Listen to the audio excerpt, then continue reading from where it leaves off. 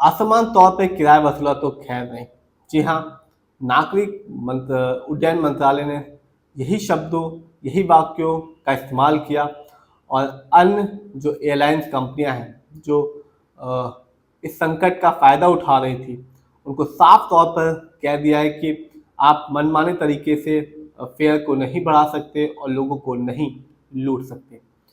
बताते चलें कि इंडिगो की ऑपरेशनल में कुछ प्रॉब्लम चल रही है, जिससे लगातार 3-4 दिनों से इंडिगो की हज़ारों फ्लाइट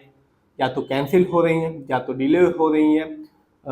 दिल्ली रूट्स की, मुंबई रूट्स की, बैंगलोर रूट की, हैदराबाद रूट की, जिसकी वजह से लाखों, हज़ारों लाखों यात्रियों को परेशानियों का सामना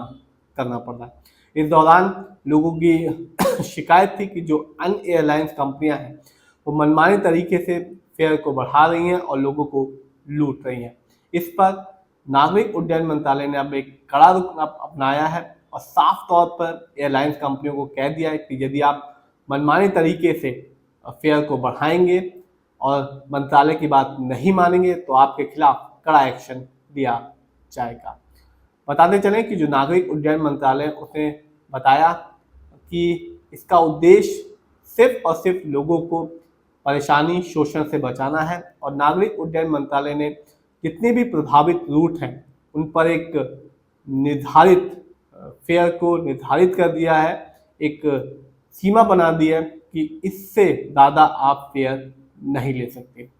बताते चलें कि नागरिक उड्डयन मंत्रालय ने ये भी कहा है कि ये नियम तब तक लागू रहेगा जब तक कि जो ये परेशानी है, जो ये संकट आया है, जब तक ये संकट खत्म नहीं हो जाता।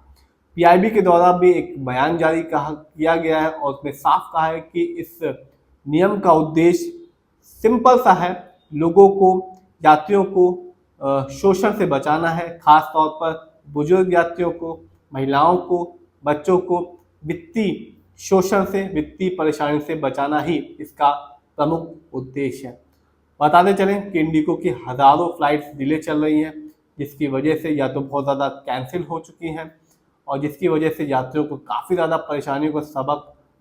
सामना करना पड़ रहा है और जो अन्य एयरलाइंस कंपनियां हैं वो इस समय इस को अपॉर्चुनिटी मान रही हैं और इन्होंने